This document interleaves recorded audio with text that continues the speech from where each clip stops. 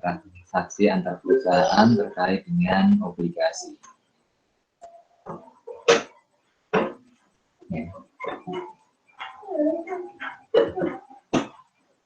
Ya, pinjaman uang antar perusahaan afiliasi. Hal ini tidak menimbulkan permasalahan, tidak masalah.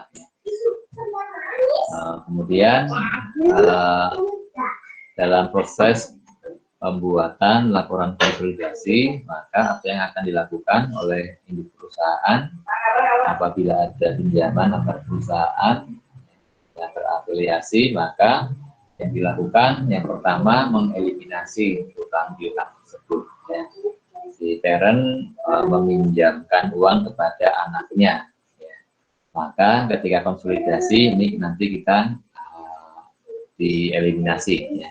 Ini juga kita sudah pernah latihan ya, ada kasus utang piutang. Termasuk juga yang kedua adalah pendapatan bunga ya, dan juga interest expense, interest income-nya juga ini kita eliminasi. Ini apabila ya pinjam meminjam antar perusahaan afiliasi antara parent dengan ini.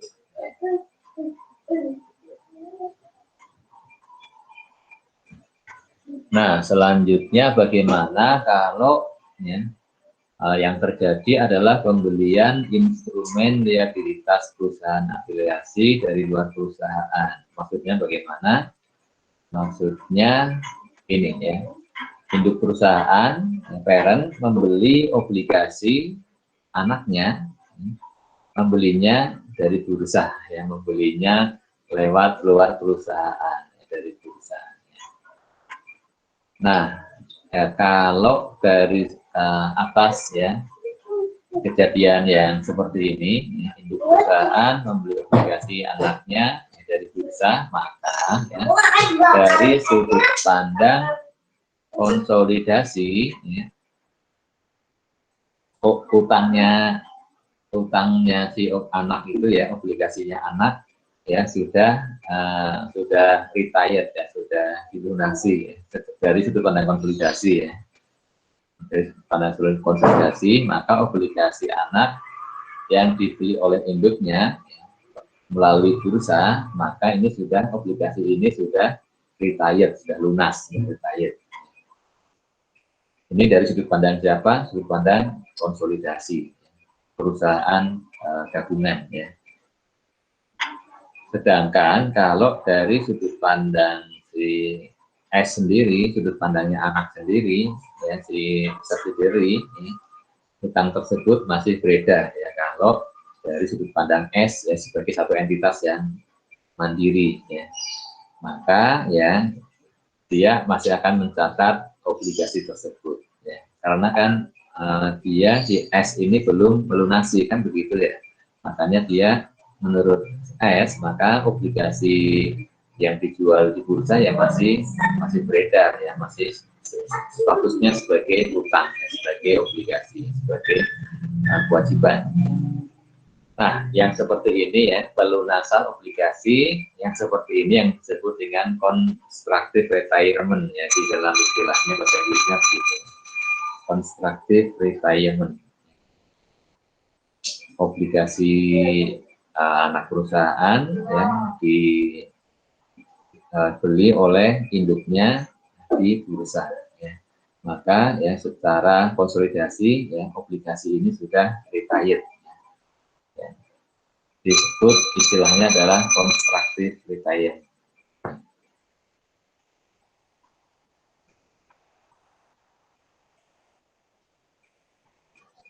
ya. Jadi ya obligasi yang sudah retired ini sudah diselesaikan ini ya, dari sudut pandang konsolidasi ya.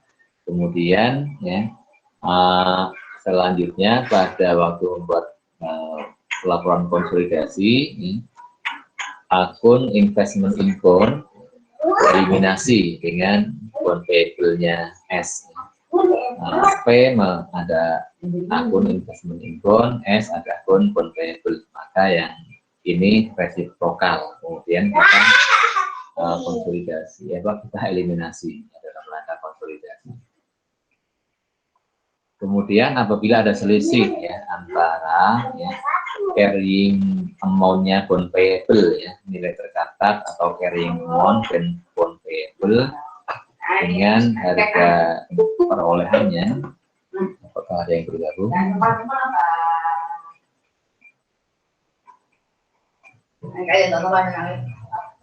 Ya.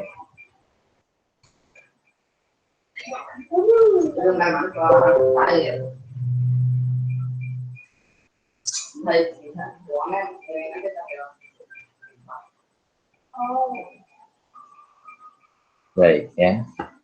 Selanjutnya ya, selisih antara nilai tercatat bond payable dengan harga belinya itu ya laba atau rugi ya. Laba atau rugi bagi siapa? Bagi konsolidasi. Bagi konsolidasi ya.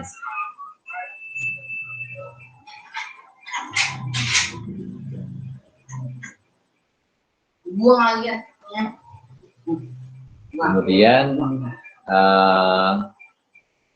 kita akan lanjutkan dengan pembahasan constructive gain analysis ya, dalam intercompany bond ya.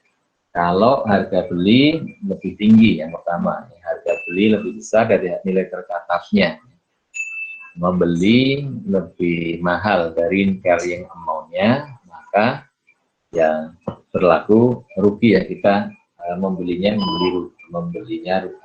rugi ya, pelunasannya rugi. Istilahkan ini kan ruginya bagi konsolidasian ya, makanya istilahnya di sini rugi konstruktif ya, atau constructive loss.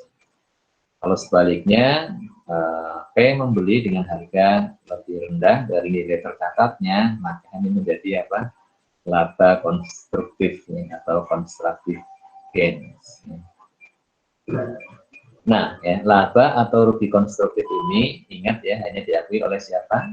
Oleh konsolidasi. Diakuinya oleh konsolidasi ya. Kemudian ini mengingatkan kembali mengenai nilai tercatat obligasi atau carrying amount-nya, menghitungnya bagaimana? Menghitungnya dari nilai nominal dikurangi unamortized discount. Nominal dikurangi diskon, ya saldo diskon, kemudian atau kalau premi ya ditambahkan, nominalnya ditambah dengan saldo premi yang masih ada, yang belum diamortisasi.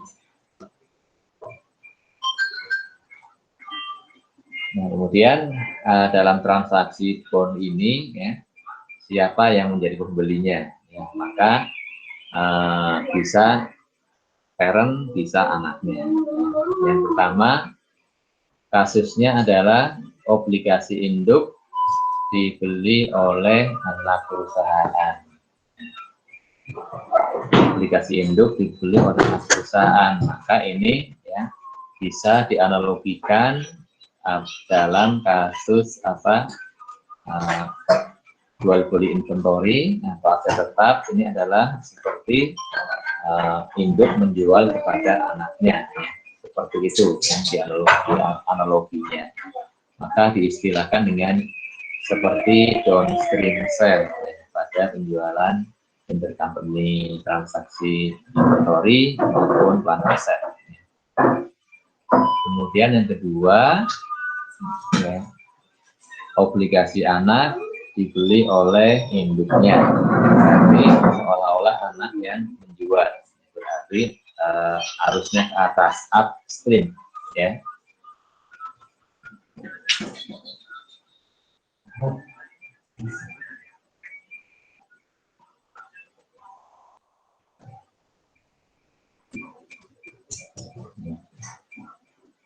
Yang kedua adalah obligasi anak dibeli oleh induknya seperti upstream sale ya, dalam intercompany transaksi inventory maupun plant asset.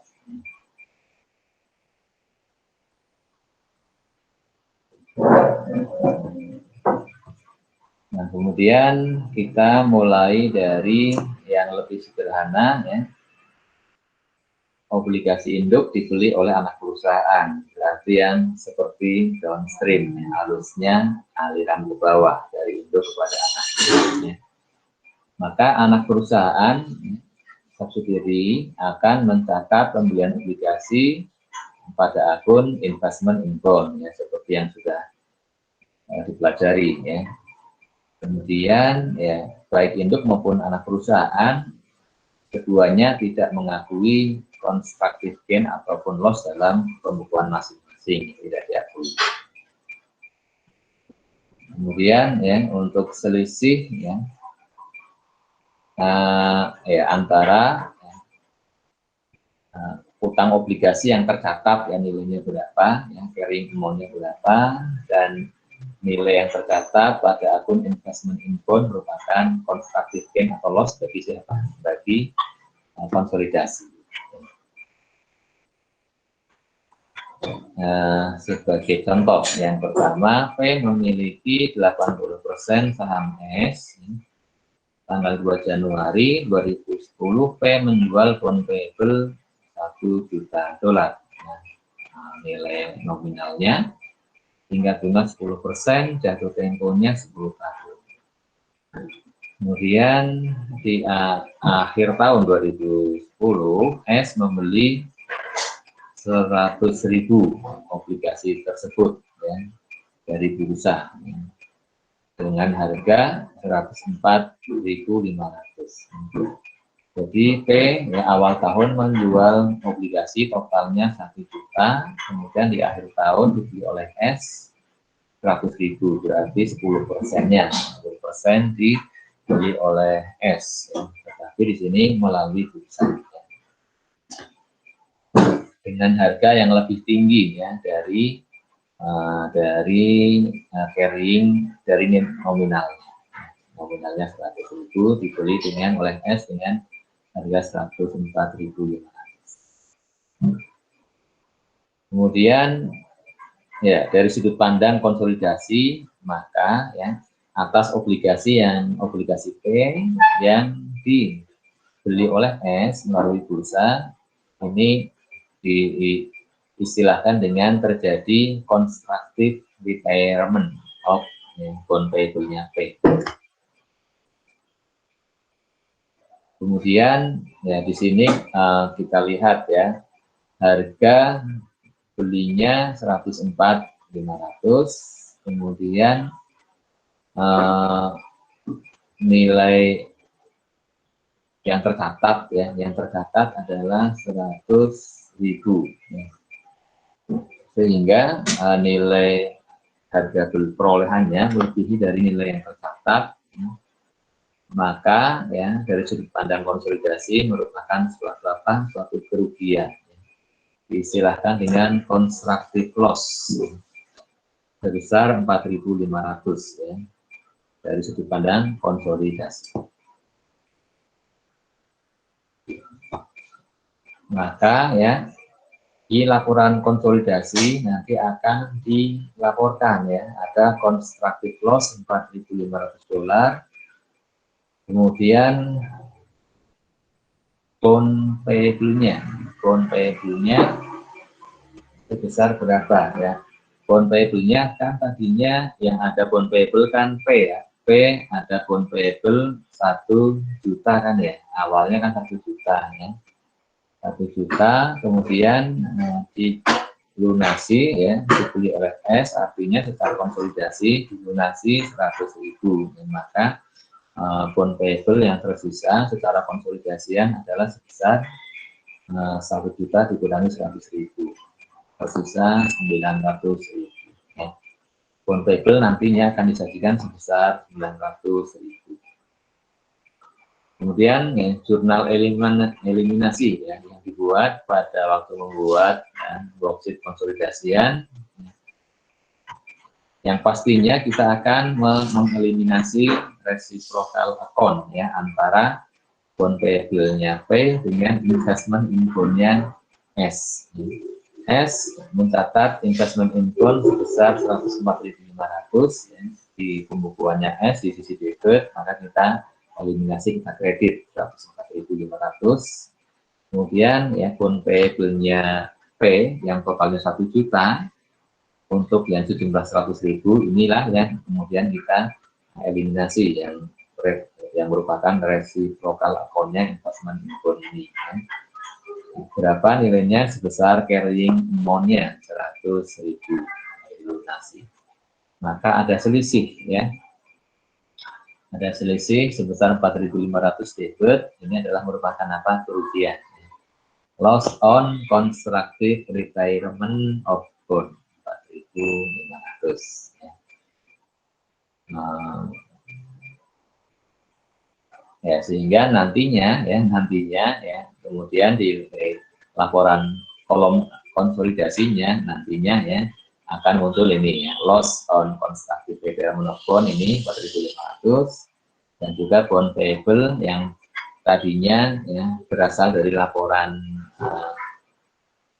balance sheet-nya P 1 juta, kemudian di kredit kurangi di debit 100.000 menjadi sekarang yang dilaporkan secara konsolidasi nilainya 900.000.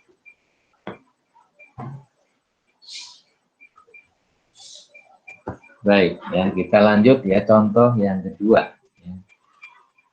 31 Desember 2008, P membeli 70% saham S seharga 5,6 juta dolar.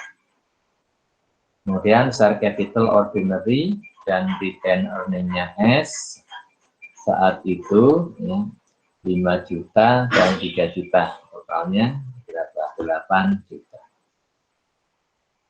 Kemudian 1 Januari 2010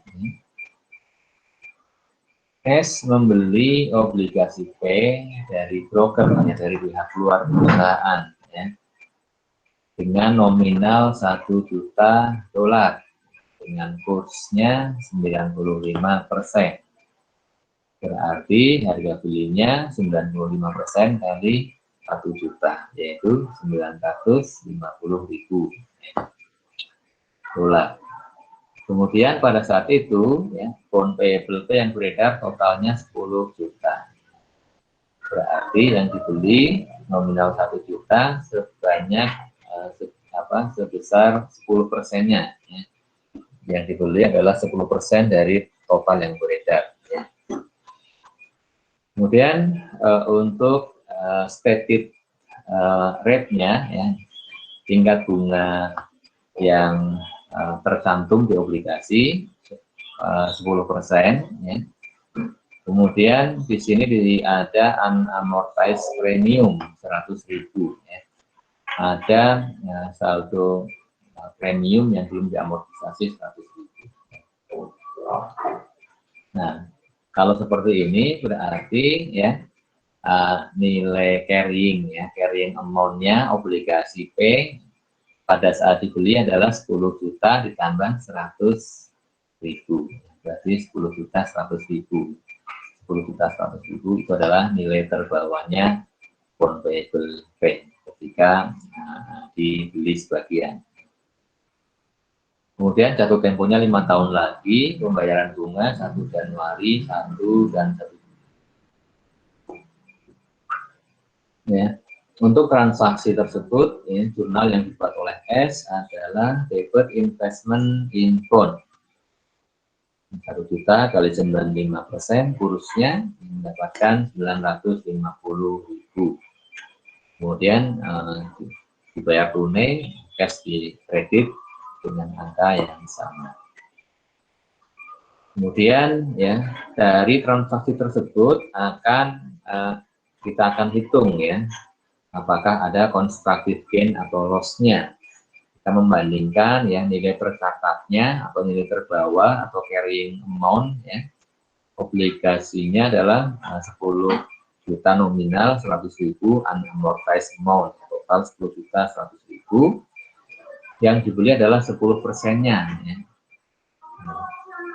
Maka ya nilai tercatat yang dibeli 1 juta 10.000. Dengan harga berapa dibelinya? Dengan harga 950.000. Sehingga di sini ya ada keuntungan, ada constructive gain ya 60.000. Ya. Dan ini diakui oleh siapa? Ya, diakuinya oleh konsolidasi. Ya, mengakui constructive gain 60.000.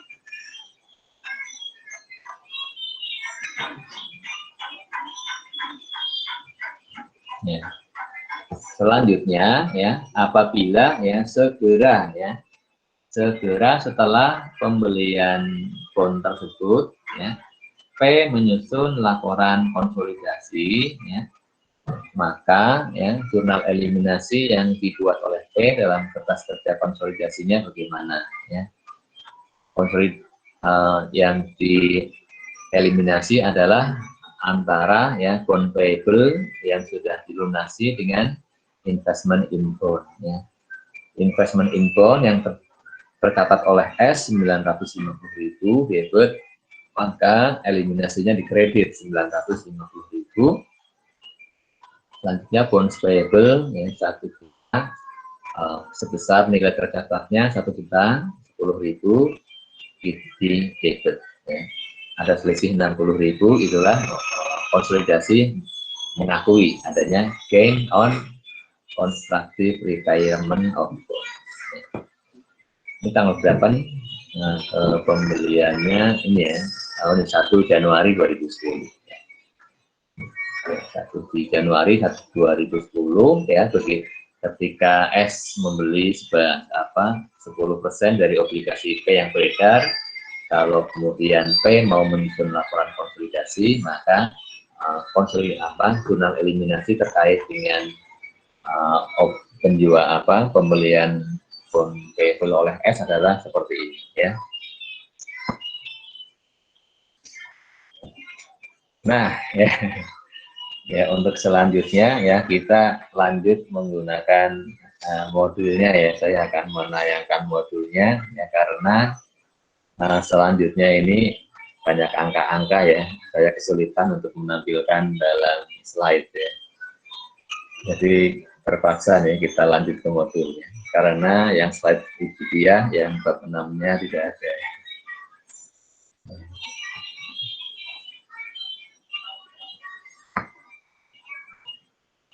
Baik ya, ini adalah kelanjutannya ya, yang saya ya belum membuat versi bahan tayangnya, dia juga belum membuat ya, belum menyiapkan ya. Maka ya apa boleh buat ya, saya tampilkan saja modulnya ya. Jadi tadi kan pembeliannya di 1 Januari 2010 ya. Nah sekarang ya kita akan lanjutkan ya, selama tahun 2010 ya, P mengamortisasi premiumnya. Kan tadi ya nilai obligasinya 10 juta, ada premi yang belum diamortisasi 100.000 kan ya. Berarti kan P ya selama tahun 2010 ya mengamortisasi premium ya. Sedangkan S ya membeli obligasinya di bawah harganya, di bawah harga tercatatnya, maka juga akan mengamortisasi juga ya investment in bond-nya. Supaya apa? Supaya nanti investment in bond ya ketika tanggal jatuh tempo nilainya sama dengan nilai nominalnya. Kemudian juga ya bond payable juga mengatasi amortisasi ya, supaya nilainya akan pada tanggal jatuh tempo menjadi sama dengan nilai nominalnya. Tujuannya itu ya. Nah di ilustrasi ini ya, ini kita menggunakan amortisasinya menggunakan yang lebih bagus ya, yaitu metode effective interest rate ya.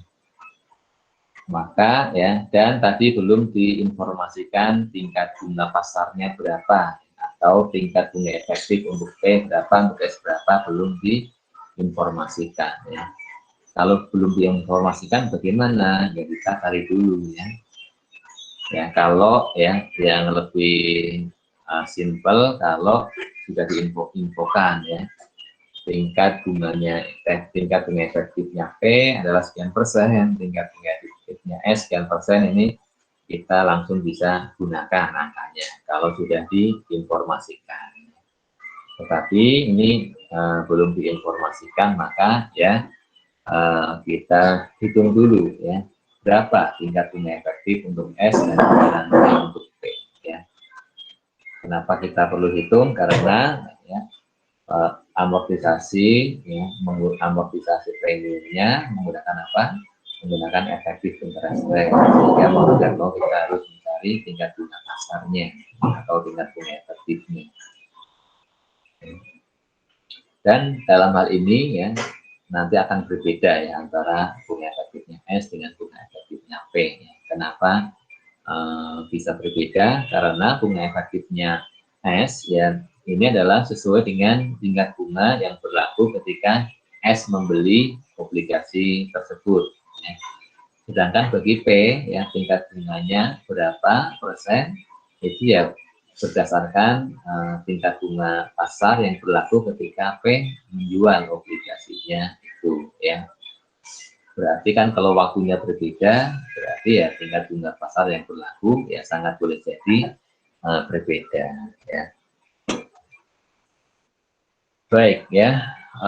Jadi bagi S ya obligasi yang dibeli nilai parnya atau nominalnya 1 juta dengan kurs 95%, artinya dibeli dengan harga 950.000 ya. Nah, kalau nilai nominal 1 juta kemudian dijual dengan harga lebih rendah ya, dengan harga lebih rendah dari nominalnya, artinya apa ya? Artinya ya bunga yang berlaku di pasar ketika itu ya pastinya lebih tinggi dari tingkat bunga ini kan ya tingkat bunga stated rate-nya P berapa persen kan 10% kan ya 10% ini adalah bunga yang tercantum di obligasinya P atau istilahnya stated rate-nya 10%. Ketika kita menjual obligasi ya dengan nilai 1 juta ternyata lakunya 950.000, artinya apa? Artinya ketika itu orang-orang lain menawarkan obligasi yang serupa dengan memberikan bunga yang lebih tinggi. Ya. Sehingga apa? Sehingga kalau kita jual dengan harga 1 juta nggak akan laku ya, nggak akan laku. Kenapa? Ya lebih baik saya membeli obligasi orang lain ya dengan tingkat bunga lebih tinggi. Nah akhirnya apa? Supaya obligasinya laku maka ya kita harus kasih diskon ya, kasih diskon, misalkan diskon 5% menjadi 950.000 harga. Artinya ya, kemudian ya berarti ya tingkat bunga pasar yang berlaku pada waktu itu pastinya lebih tinggi dari 10%. Ya, maka di sini ya kita coba dengan tingkat bunga 12%. Coba kalau kita menggunakan tingkat bunganya 12%, akan mendapatkan berapa?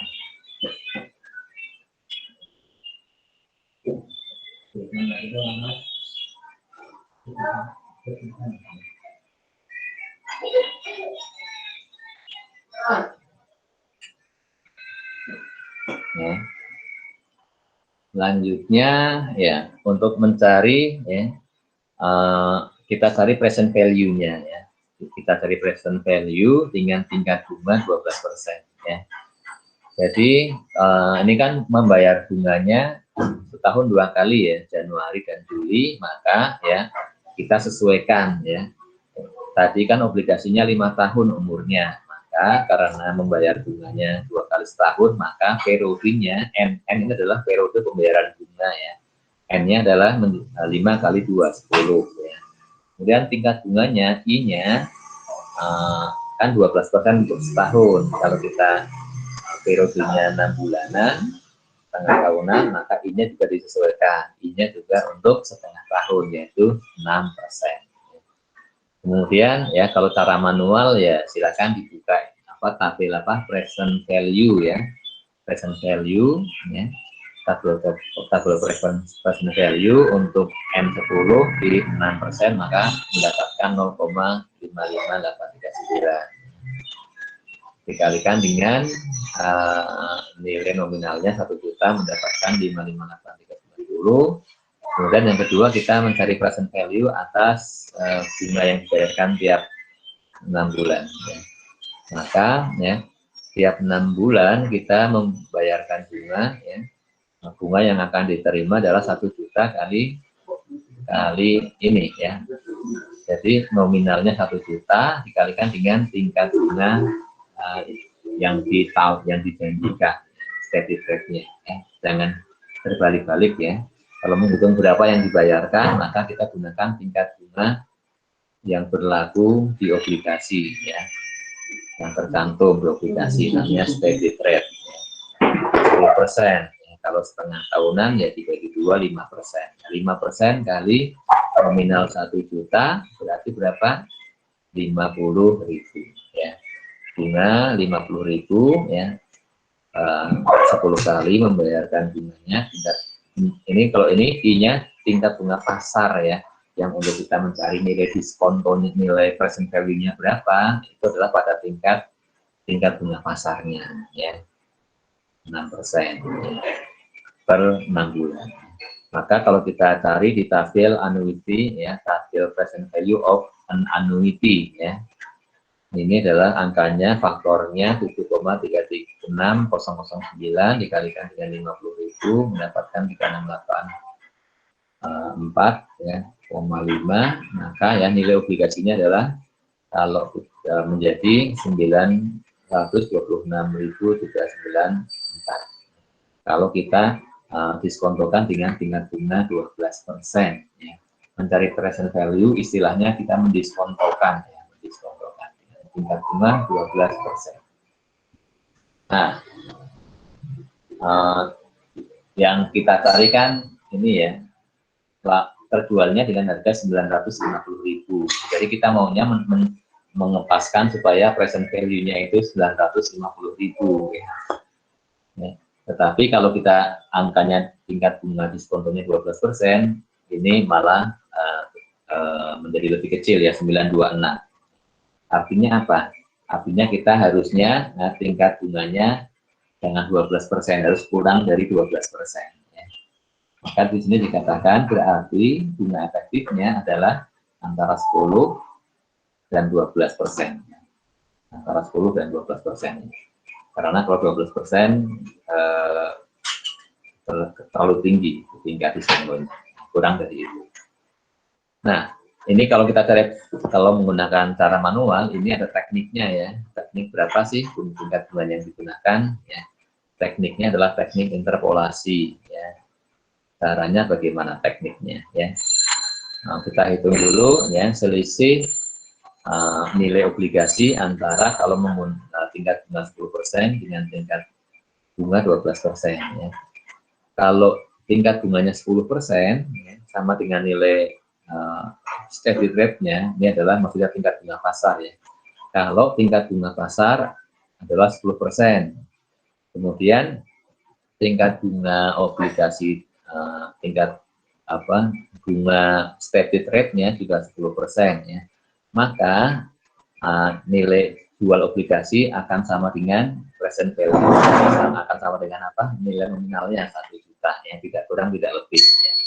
Itu kalau artinya tingkat bunga pasar sama dengan tingkat bunga steady rate-nya ya, market rate sama dengan steady rate, maka present value-nya akan sama dengan nilai nominalnya. Kemudian ya, kalau present value untuk 12%, kalau tingkat diskon 12% adalah 926.394,5. Maka di sini ada selisih 73.605,5. Ya. Selanjutnya teknik interpolasinya begini ya. Jadi tingkat bunga 10 apabila ya, jadi tingkat bunganya adalah tingkat 10%. 10% ini adalah tingkat bunga yang ini ya, sama dengan steady rate-nya ya. 10% ditambah dengan ini interpolasinya ya. Ini selisih ya nilai antara apabila present value menggunakan 12%, menggunakan 10% dengan 12% ya, selisihnya adalah 1 juta dikurang 50.000 ya. Ini selisih nilai present value-nya, kemudian dibagi dengan selisih Ya, maaf ini adalah selisih apa? Selisih harga, ini adalah harga belinya 950.000, ini nominalnya. Yang di atas adalah selisih nominal, ya nominalnya dengan harga belinya. Kemudian kita bagi dengan ya, selisih antara harga pasar apabila tingkat bunga 10% yaitu 1 juta, dan apabila tingkat bunga 12% yaitu 926.394. Ya, selisihnya tadi sudah dihitung 7360. Kemudian kita kalikan dengan ya, selisih ini antara 12 dengan 10%. Dikalikan 2%, maka mendapatkan tingkat bunga yang pasnya adalah 11,35859%. Ya. Ini kalau manual ya. Kalau pakai kalkulator mungkin kalian sudah pernah belajar ya di manajemen keuangan ya, menggunakan ini kayaknya pakai apa kalkulator yang finance mungkin kelihatannya begitu ya. Maka ini langsung ada rumusnya ya. Jadi ini harga belinya 950.000, kemudian sama dengan ini 1 juta nominalnya dikalikan 1 plus I, kemudian dikalikan dengan dipangkatkan minus 10 ditambah dengan 50.000 yang bunga tiap 6 bulan dikalikan ini rumusnya ya. Ya. Silakan, mungkin kalian sudah pernah mencobanya juga ya. Ya. Nah, sekarang kita akan lanjut ya pembahasannya. Nah, untuk P bagaimana ya? Untuk P dengan cara yang sama ya. Dengan cara yang sama yaitu ya parnya obligasinya P kan total 10 juta.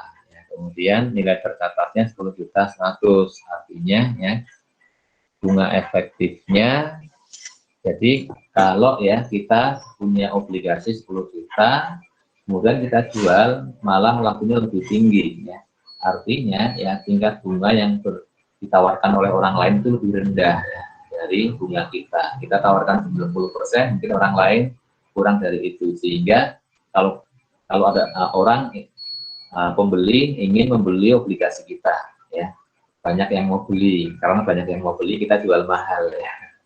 Nah, ya saya jualnya lebih mahal nih. Kenapa? Karena yang lainnya tingkat bunganya lebih rendah kan gitu ya. Ya artinya tingkat bunga pasar yang berlaku di bawah 10% ya. Ya misalkan ya kita coba-coba dengan tingkat bunga 8%. Ya. Maka kalau tingkat bunga 8% ya, sebagai untuk uji coba nilai bunga pasarnya, maka ketika kita menghitung diskontonya, maka dengan tingkat bunga diskonto 4% ya, 8% setahun, 4% untuk setengah tahun ya. Maka dengan teknik yang sama ya, pertama nilai nominal 10 juta dikalikan dengan present value untuk 4% 10 periode mendapatkan sekian ya, 6.756. Kemudian yang kedua kita present value kan untuk bunga yang dibayarkan ya. Tiap kalau bagi P maka bunga yang dibayarkan adalah 10 juta kali 5%, berarti 500.000 ya. Dikalikan dengan present value of an annuity untuk tingkat bunga 4% dengan periode 10, maka mendapatkan ya faktornya 8,1109, nilainya 4.055.450 ya. Maka nilai obligasinya 10.800 ya. Kita akan maunya mencari ngepas supaya pas berapa? 10.100 ya. Ternyata kalau 8% terlalu tinggi ya. Present value-nya, berarti tingkat bunga obligasinya lebih tinggi dari 8% ya. Antara 10 dan 8% ya, lebih tinggi dari 8% ya. Kemudian ya antara 10 dan 8% ya. Kemudian teknik interpolasinya juga sama ya, kita cari selisih ya. Selisih nilai obligasi 8 kalau tingkat bunga 10% dengan tingkat bunga 8%. Kalau tingkat bunga 10% kan 10 juta ya, sama dengan nilai nominal. Kalau tingkat bunga 8% berapa? Ini tadi ya, 10.801 ya. Selisihnya 801,50. Kemudian pakai interpolasi, ini selisih ya harga jual dengan nominalnya dibagi dengan selisih nilai pasar 10% dengan 8% dikalikan selisih ini ya. Tingkat bunga yang digunakan 8%, maka mendapatkan tingkat bunga efektifnya 9,7535 ya. Nah, dan ini ya, ini kan untuk mencari tingkat bunganya sih simpel saja ya, hanya saja kan tetap saja perlu waktu ya, Nah, kalau ya kalian mengerjakan soal dan di soal sudah disebutkan tingkat bunganya, tingkat bunga pasarnya atau tingkat bunga efektifnya sekian persen untuk S, sekian persen untuk P, maka itu saja yang dipakai ya. Meskipun ya katakanlah tingkat bunganya itu kurang tepat sebenarnya ya, tetapi aplikasikan saja. Yang penting sudah diinformasikan begitu. Kalau tidak ada, sepanjang tidak ada ralat dan tidak ada perintah untuk mencari tingkat bunga efektifnya sendiri, maka gunakan saja yang ada di soal. Karena yang pengalaman kemarin ya di yang alih program ini ada soal seperti ini, kemudian ya ada profit konsolidasi, ada transaksi obligasi, kemudian untuk tingkat bunga efektifnya di soal sudah diinformasikan ya, untuk P berapa, untuk S berapa. Ya. Beda dengan yang contoh sekarang kan memang belum diinformasikan sehingga kita harus mencari sendiri. Nah, kalau di soal UAS kemarin yang alih program, ya, tingkat bunga efektifnya sudah disebutkan di soal. Untuk S sekian, untuk P sekian persen. Tetapi kemudian ya sebagian mahasiswa tetap merasa perlu untuk menghitung ulang dengan interpolasi. Ya. Akhirnya memang kalau dibandingkan dengan hasil hitungannya dengan interpolasi hasilnya berbeda ya. Ada perbedaan antara yang dicantumkan di soal dengan yang didapatkan dengan menghitung sendiri. Akhirnya sebagian menggunakan tingkat bunga yang dihitung sendiri. Ya itu tidak salah ya, kalau saya yang koreksi itu saya betulkan, yaitu malah harusnya lebih betul ya. Artinya, tetapi kalaupun bagi yang menggunakan tingkat bunga yang sudah disebutkan di soal itu pun dibetulkan juga ya. Kenapa? Kan memang sudah diinfokan di soal ya. Maka ya daripada membuang-buang waktu, mendingan lebih baik gunakan yang sudah diinfokan ya. Kecuali ya di ralat suruh hitung sendiri ya, dihitung sendiri. Tapi kalau selama enggak ya pakai saja yang sudah tersedia ya angka. Ya. Kalaupun ada nantinya kan kalau angkanya nggak pas, tingkat bunganya nggak pas kan, kalau kita buatkan amortisasi yang sampai selesai untuk 10 periode, nanti kan akan ada selisih yang nggak klop ya, penghitungan amortisasinya. Ya ini nggak jadi masalah ya, karena kan kalau di AKL ya mestinya tidak sampai diminta untuk membuat tabel amortisasi sampai dengan selesai ya, karena itu kan sudah di materi yang lalu ya, materi AKM atau materi pengakun bahkan juga sudah diajarkan begitu, atau di manajemen keuangan. Sedangkan kalau di AKL kan kita fokus ke membahas yang terkait dengan konsolidasi aja. Ya. Maka seperti itu saran saya ya. Baik, sekarang akan kita lanjutkan. Jadi ternyata untuk S mendapat, untuk P ini ya, untuk S atau S, untuk P ya 9,7%, sedangkan untuk S tadi 11, berapa ya? 11, sekian persen ya, 11,35 ya. Untuk S bunga efektifnya 11,35, untuk P 9,7. Ini pakai kalkulator juga bisa ya, dengan rumus yang seperti sebelumnya. Nah, ini kalau kita buat tabel amortisasi premiumnya ya. Untuk bonds payable ya, ini seperti yang sudah kalian biasa buat perhitungannya ya, carrying value bonds payable 10 juta 100.000 ya.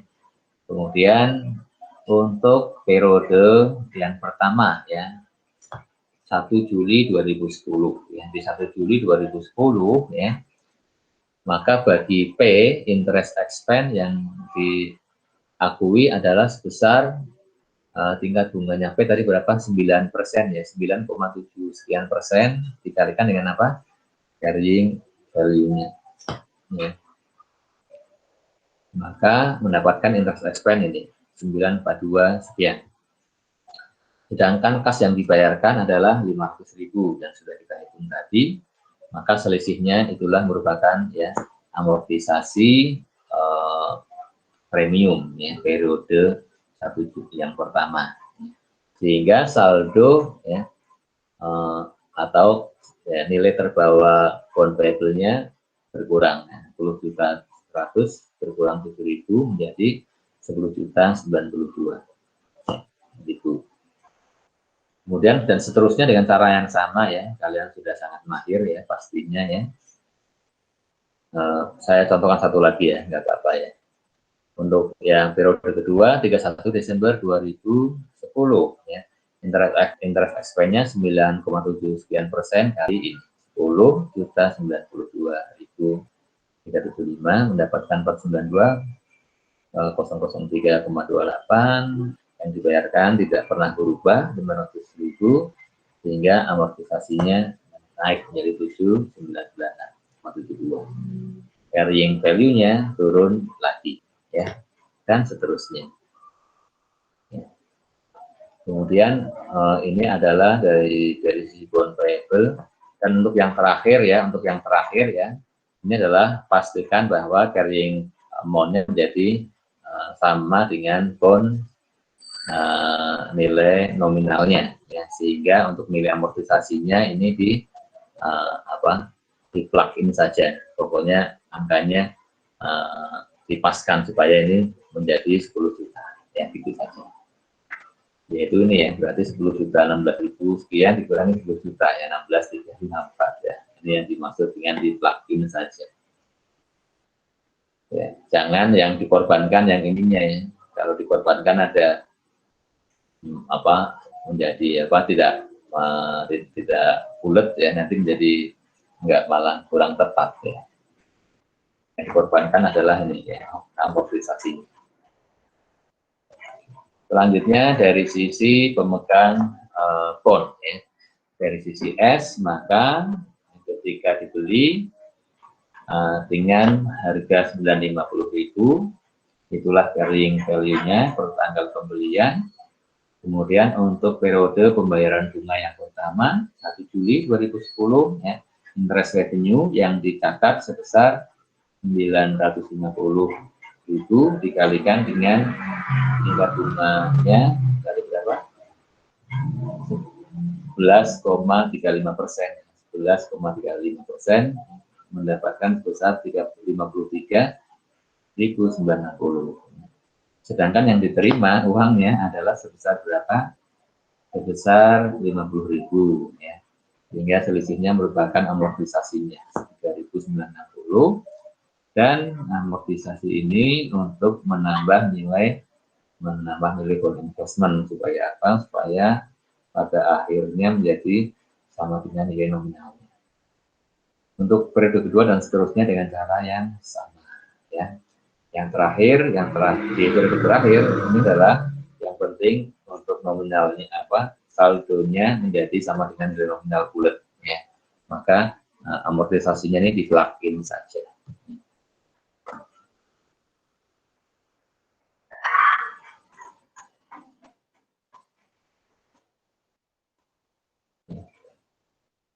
Berarti ya kalau ini di plug-in ya, amortisasinya di plug-in, berarti interest revenue-nya juga ya sudah, berarti ini nilainya ya 50 tambah ini ya 5.000 ya. Yang ini yang terakhir bukan, tidak usah dikalikan lagi ya, 11% kali ini nggak usah, nanti malah nggak bulat ya. Kalau yang ini adalah hasil dari ini plug-in. Ini plug-in, kemudian ini disesuaikan, tinggal ditambah dengan 50 juta 55 sekian. Kemudian kita akan melihat ya di tahun 2010 di pembukuannya P dan S akan seperti apa ya. Ya, karena ini juga biasanya kan ditanyakan ya, ditanyakan. Pembukuannya, pembukuan P bagaimana ya, di pembukuan P bagaimana ya. Ini kalian jangan menjadi kacau dengan dengan jurnal eliminasi untuk worksheet konsolidasian ya. Kalau diminta jurnal di pembukuan P ya, yang dimaksud adalah yang dicatat oleh P di pembukuannya P sendiri ya. Belum ada urusan dengan mau melakukan konsolidasi, belum ya, juga belum ada ke sana ya. Ini ya yang dicatat oleh pembukuannya P seperti apa ya. Semoga nanti UASnya tidak ada yang campur-campur lagi ya. Kalau diminta pembukuan di P ya itu saja ya, tidak usah membuat jurnal eliminasi ya. Karena sudah membuang waktu, sudah capek-capek, tidak ada nilainya, tidak ada poinnya ya. Karena memang tidak diminta ya.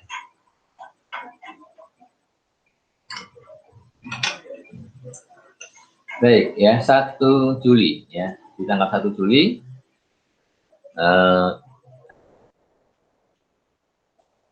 P membayar bunga ya, maka debitnya interest expense ya, hitung-hitungannya ya, kalau diulang lagi menghitungnya adalah tingkat bunga efektif 9,75% dikalikan dengan carrying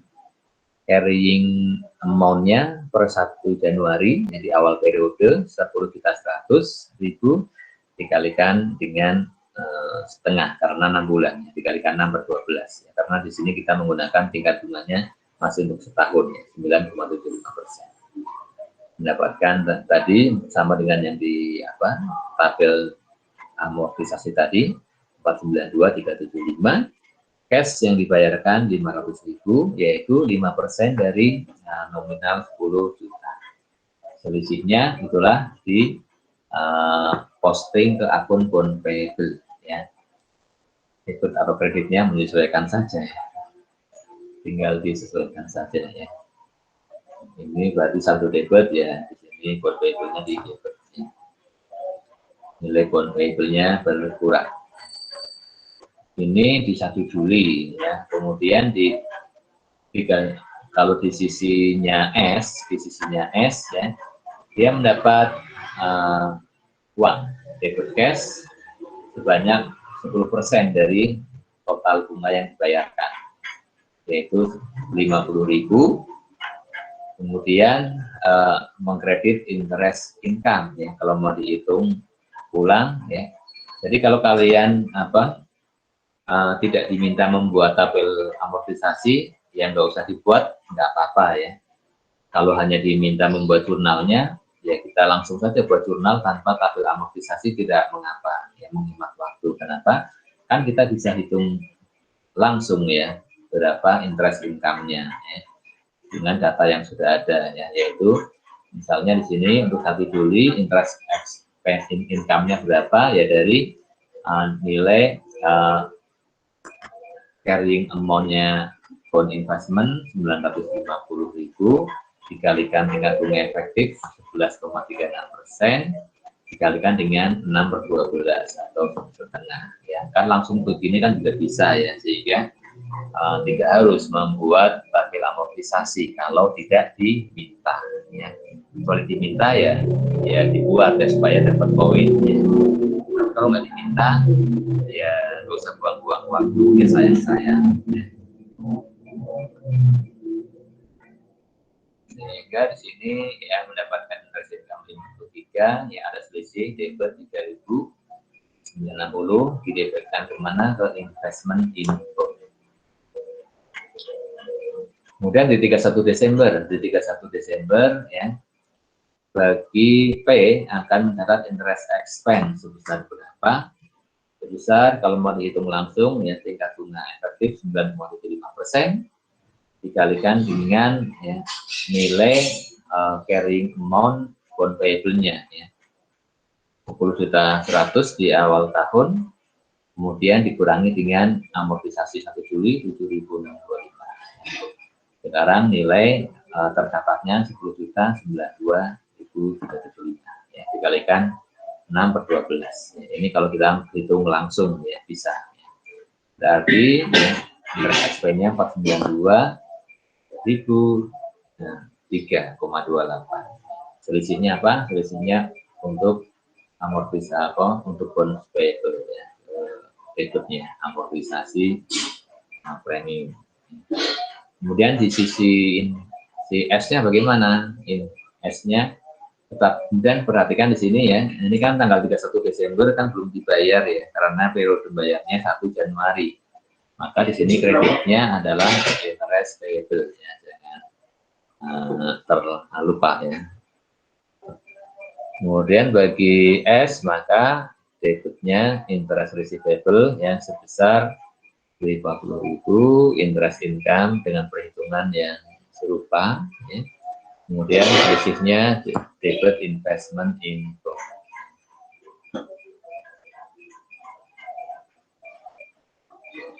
Baik, selanjutnya ya. Selanjutnya ya. Per 31 Desember ya 2010 ya setelah posting setelah diposting jurnalnya ke Buku Besar, maka akun-akun P dan S yang terkait dengan obligasi menunjukkan jumlahnya seperti ini ya. Untuk obligasi ya, bond payable nilainya adalah bond payable kan berarti 10.092.375 dikurangi dengan ini, dikurangi lagi dengan 7.996,75, jadi 10.084.378. Saldonya sekian. Interest expense-nya merupakan penjumlahan dari yang Juli 492, Desember 492, totalnya 984.378,28 ya. Kemudian di pembukuannya S, investment in bond-nya, saldonya menjadi berapa? Menjadi ya 950.000 ditambah 390 ditambah 4.184 yang menjadi 958.144,93. Sedangkan interest income-nya yang 53.960 tambah 54.184 yaitu 108.144,93.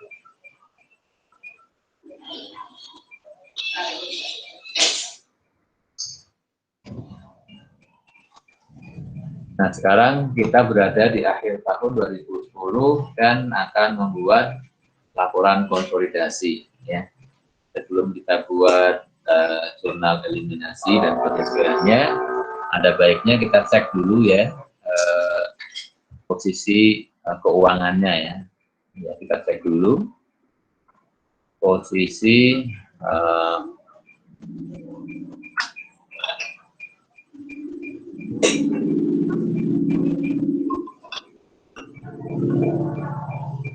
laporan keuangannya P dan S yang akan dikonsolidasikan.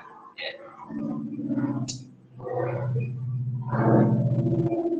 Di sini income, ya di sini salesnya sekian-sekian, kalau kita berikan saja. Kemudian perhatikan ya, gain on retirement of bonds ya. Ini tidak muncul baik di P maupun di S ya. Jadi gain on retirement of bond ini adalah nanti munculnya di yang konsolidasi ya. Di sini tidak muncul ya. Kemudian ada interest income ya. Interest income tentunya nanti akan dieliminasi dengan interest expense ya. Kemudian ya ini interest expense, di P ada interest expense, ini yang nanti akan kita eliminasi ya dengan interest income-nya S ya. Kemudian yang kita lihat lagi adalah ada interest receivable ya. Bagi S dia ada interest receivable ya, bagi P ada apa? Interest payable ya. Ini adalah apa? Akun resiprokal ya. resiprokal ya. Ini boleh jadi nanti di berapa persen yang dibeli tidak diinfokan ya, tetapi yang diinfokan adalah ini. Interest receivable 50.000, interest payable 500.000. Maka dari sini kita bisa menghitung, berarti ya ini adalah akun resiprokal, berarti yang dimiliki ya oleh S sebesar ya 50 dari 500.000, yaitu 10%-nya ya. Ini kalau misalkan angka berapa persen obligasi yang dibeli oleh S disembunyikan ya. Ini berarti bisa dicari dari hubungan ini antara interest receivable dengan interest payable. Kemudian nilai bond payable ya, ini totalnya yang tercatat oleh P, nantinya dieliminasi dengan yang dibeli oleh S ya. Kemudian selesai ya. Sekarang kita ke jurnal-jurnal eliminasi dan penyesuaiannya ya. Kita gunakan yang metode cost dulu, yang lebih sederhana ya, metode cost. Metode cost akan ada penyesuaian atas investment in S untuk di awal periode ya, yaitu penyesuaian atas kenaikan investment in S tahun atau periode yang lalu ya. Periode yang lalu. Jadi ya kenaikan investment in S-nya untuk posisi di awal tahun ini yang belum tercatat sebesar berapa? Sebesar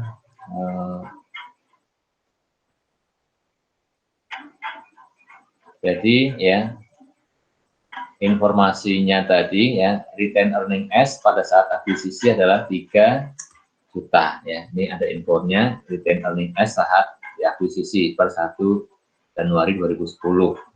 Kemudian untuk 2000 berapa? Pembeliannya 2008 ya. Ya pokoknya pas akuisisi di 2008 ini 3 juta retain earning. Kemudian di awal tahun ini nilainya 4 juta. 4 juta ini biasanya dimunculkan di RE begini kan ada ya. Retain earnings begini ya, RE beginningnya S 4 juta ya. Maka ya pada tanggal akuisisi, jadi penyesuaiannya adalah atas kenaikan investment in S mulai dari tanggal akuisisi sampai dengan awal tahun ini ya. Jadi ya awal tahun ini nilai RE-nya S 4 juta, diakuisisi pada waktu akuisisi nilainya 3 juta, ada kenaikan berapa? 1 juta. Ada kenaikan 1 juta ya, jatahnya P berapa? 70% ya. Maka ini tidak ada ini ya, tidak ada amortisasi ekses ya, tidak ada ekses ya, supaya lebih simpel. Kalau ada ekses tentunya ini disesuaikan dengan dengan amortisasi eksesnya. Ini disederhanakan ya, tidak ada, sehingga nilai kenaikan investment in S-nya dari awal akuisisi sampai dengan awal tahun ini adalah 700.000. Debitnya investment in S, kreditnya REP ya, begini ya. Selanjutnya ya, yang kedua ini adalah yang terkait dengan obligasi ya. Bond payable ya dieliminasi dengan investment in bond ya.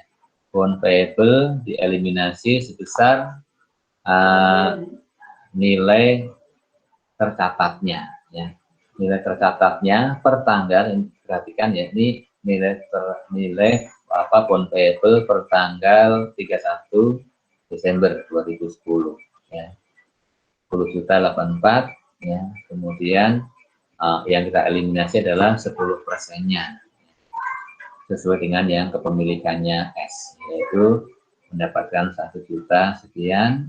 Kemudian investment in S, perhatikan ini juga per tanggal 31 Desember ya, yang sudah kita hitung tadi. Kemudian selisihnya apa? Selisihnya merupakan apa ya? pengakuan atas gain on retirement of bond. Bagi siapa? Bagi konsolidasi. Ingat ya, gain on retirement of bond adalah diakuinya oleh konsolidasi, ya, oleh gabungannya. Baik, ya.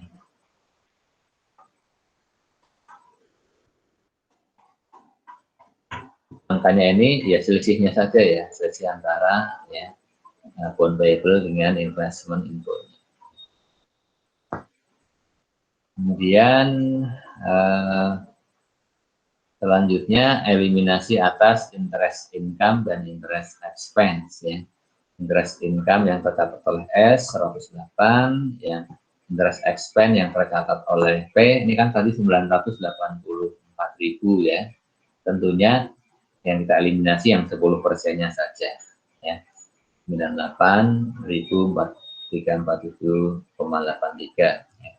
Sehingga ya ada selisih ya.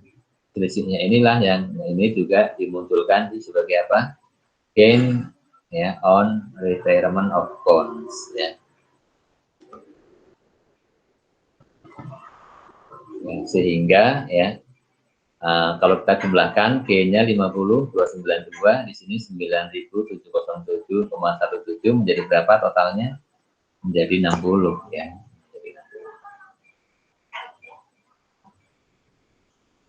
Kemudian menjadi 60.000 ya, sesuai dengan yang diakui di awal ketika pembelian obligasi oleh S.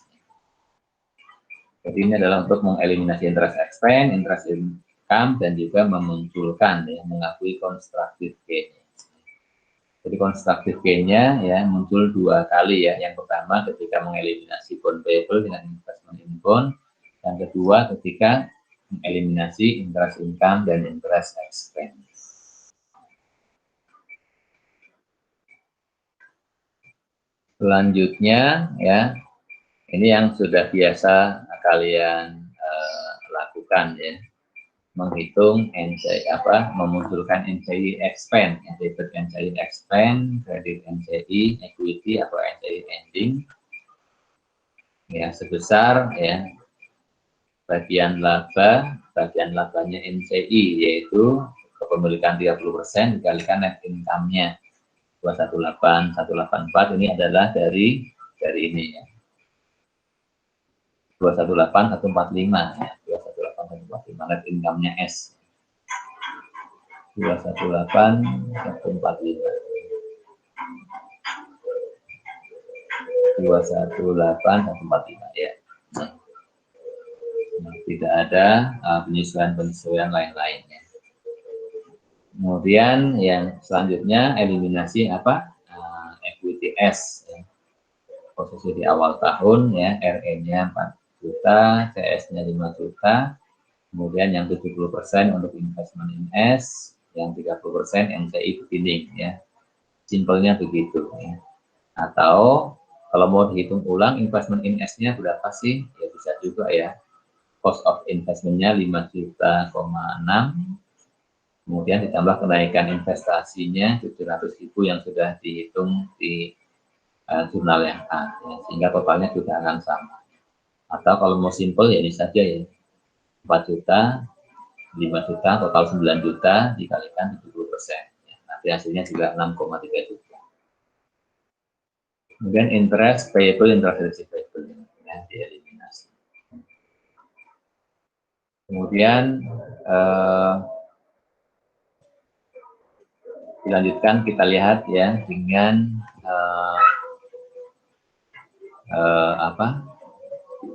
worksheet-nya ya. Untuk melihat worksheet-nya kita break dulu ya, rasanya ya capek juga ya berbicara 1 jam lebih ya.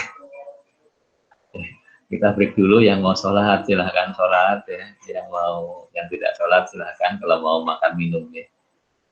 Ini saya hentikan dulu rekamannya.